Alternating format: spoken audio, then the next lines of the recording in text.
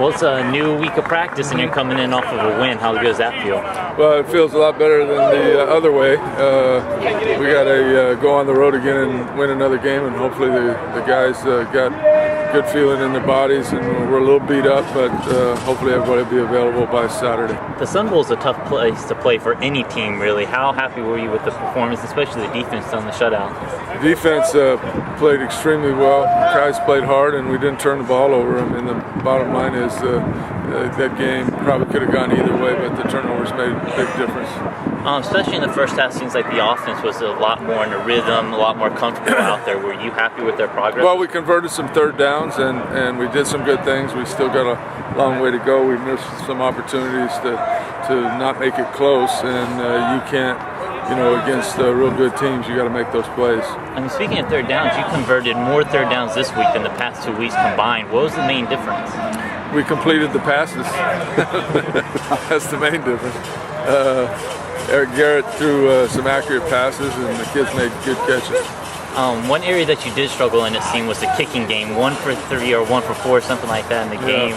Do you have confidence in this kicking game right now? I know last year you said that you lost the confidence. Actually, yes, I do. I think Chase has hit the ball very well. In fact, he technically and fundamentally, everything on film is real good.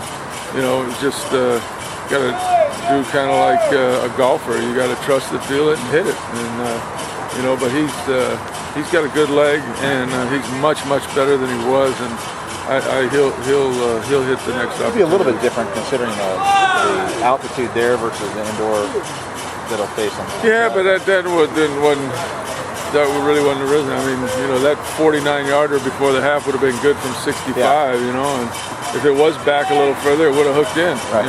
But bottom line is you got to make the kick, and he's got some talent. He's a good kid, and he'll work through it.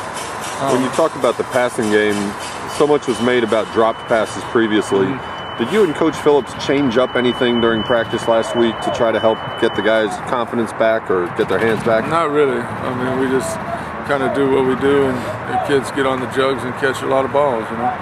Usually when you're dropping, you're not catching enough of them, and you just got to fight through. With Ryan Smith out, you're using Blake Poston to return punts. He didn't lose any. He did drop a couple in the game, though. And we got lucky. They bounced right back up to him. Those 2 plays right there, they bounced the other way. We probably don't win the game. Well, I mean, moving forward, is he still going to be your punt returner? Yeah. What do you like about him as a punt returner? Well, he's believe it or not, you wouldn't know it in that game. His ball security is pretty good, but it's like any freshman and any kid that goes in. It's just like he said. As soon as the game today, when I was talking to him, he said, "Well, I got the first one out of my belt. I'm not nervous anymore." All freshmen go through that. All rookies do, and that's why you really don't like to play him. But he's not a freshman anymore now. He's had his chance back there, so he'll get another one. Do you think that's what it was? Nerves, not the wind or the light? No, it wasn't. It was concentration decisions. Or anything? It was confidence is what it is. Looking forward to Tulane. What have you seen out of them on film?